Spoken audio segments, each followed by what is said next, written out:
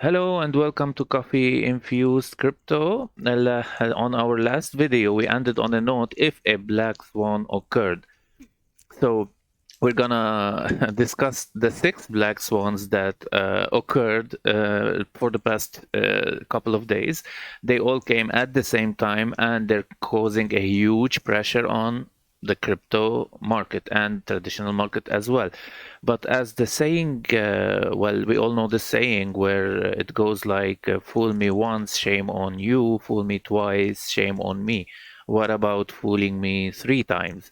So we're gonna get into that. I'm having a lot of questions of what to do now. And for all those people that we've been in contact, and I said before how to DCA and how important it is to just spread your payments across a certain time frame regardless of the price. I think now you understand what I meant back then, because now is a good time to buy. Imagine you entered all in before, so we just proper DCAing. We'll do another video about that. So those are the 6 points that has happened the past 24 to 48 hours. We have the Huobi token dumping 90%. We have the Ethereum security lawsuit, alleged lawsuit that popped out of nowhere. We have the Hedera Ashgraph network shutdown. We have the Silvergate Bank announcement. We have President Biden also, the 30% tax on crypto mining, and we have the Silicon Valley Bank, which is it's a crypto-friendly bank as well, which is having a 60% plunge on Thursday.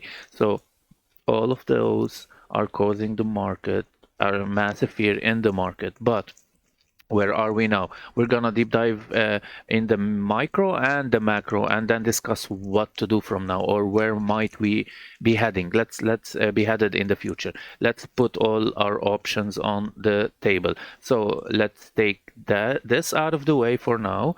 Let's go deep in the short term. In the short term, we were trading in this downward sloping channel. As you can see here, we remember this gray or green box I discussed earlier, which held for this is a 4-hourly candle, so it held for quite some time before we lost it, and then our red line as well, the green line, just like butter.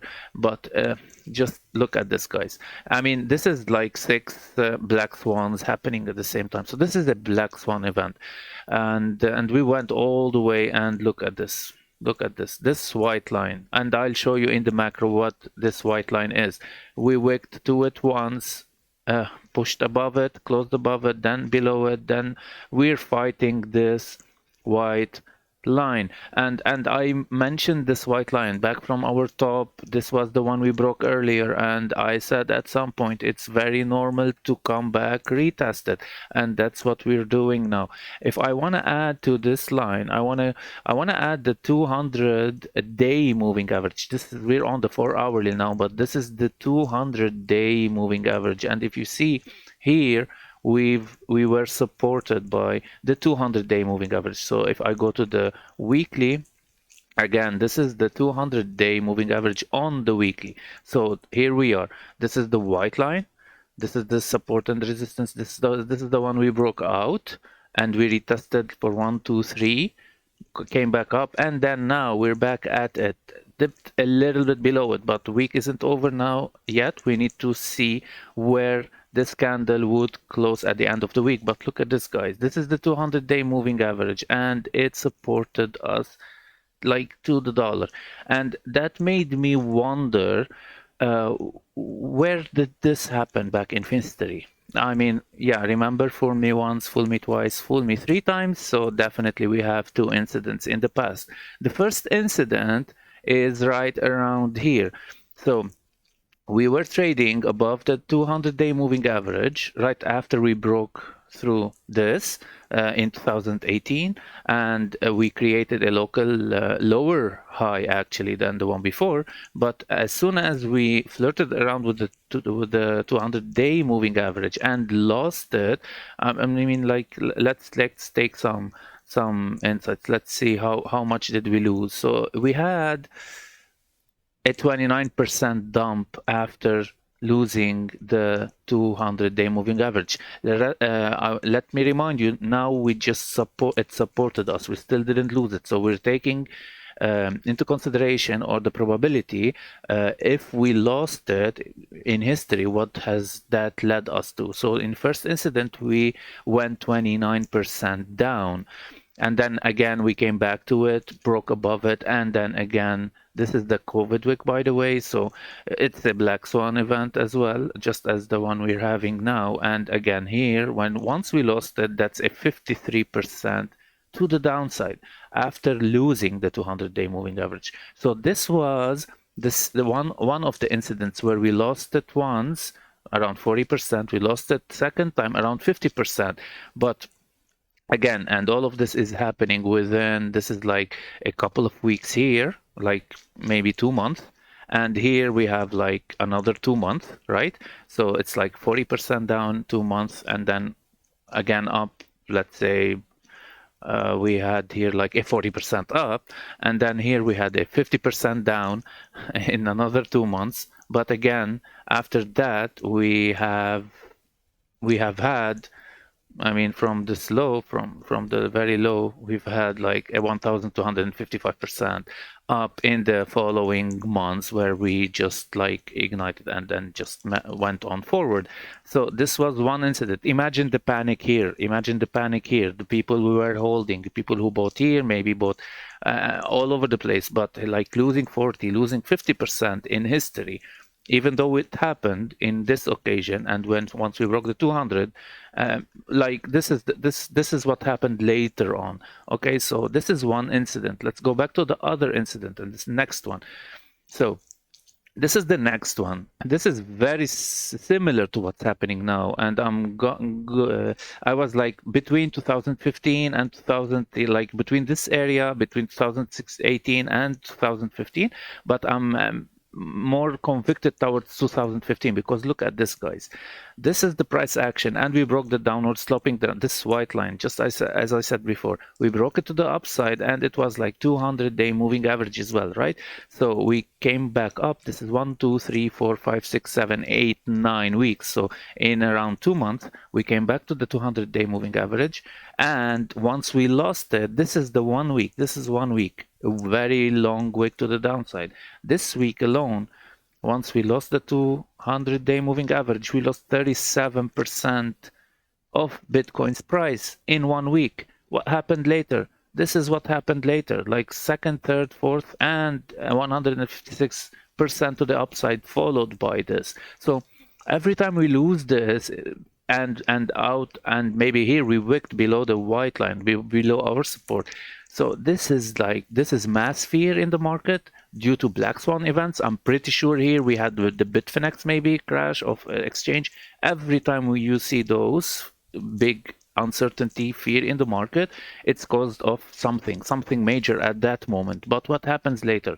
Nothing. We just move on. We just move forward. This is the power of macro and looking into history, and just trying to learn from history. So my job here is not to tell you when to buy or when to sell. My job here is just to show you how where we might be heading based on history, and to build this conviction in you that no matter how low we go, we're more resilient, because we have a strong belief in this asset. We know that this manipulation, we know that we were gonna have a bumpy road, and I'm just trying to give you a point of view of someone who had been in a couple of bear markets before.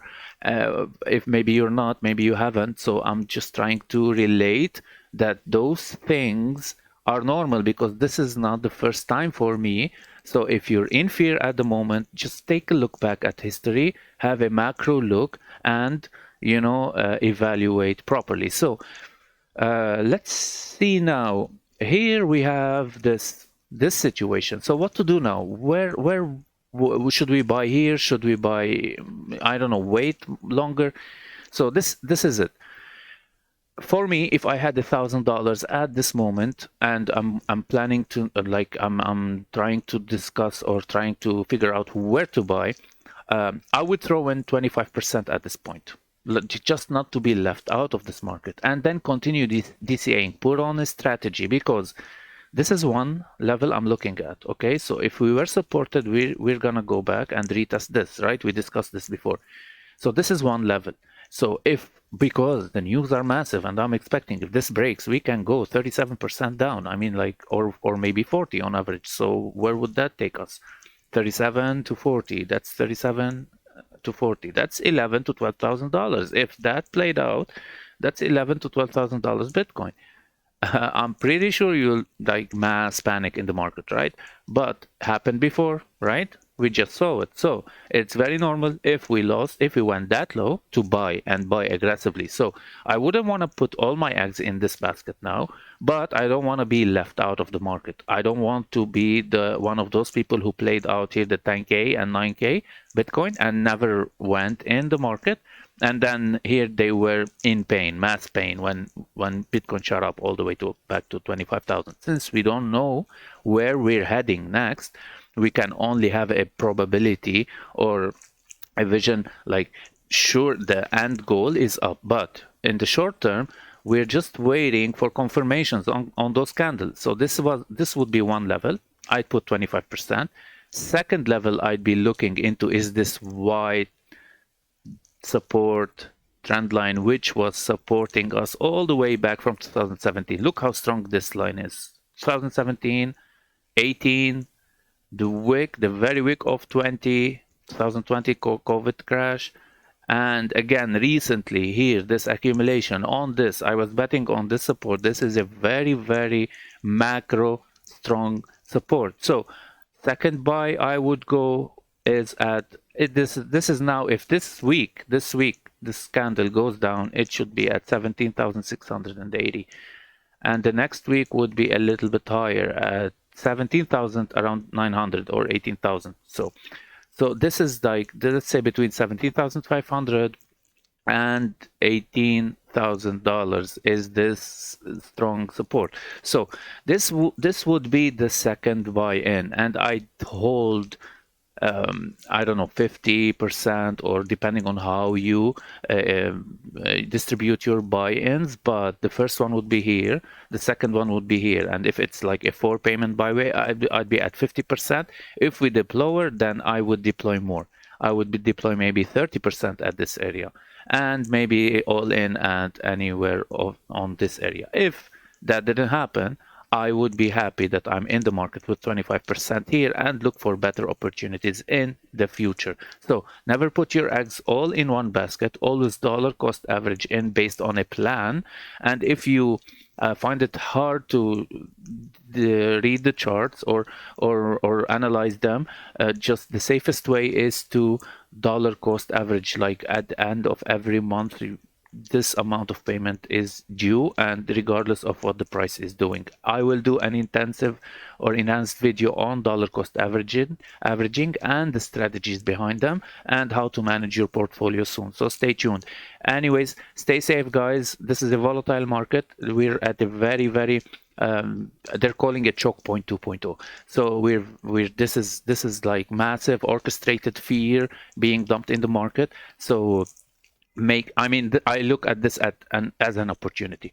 You wanted cheaper prices, there you go, you have cheaper prices now. So always stay safe, don't over leverage. Spot is your way to go at the moment, and just hold. It's a year and a half from now, and you'll be happy, trust me. Stay safe, and see you tomorrow. Adios.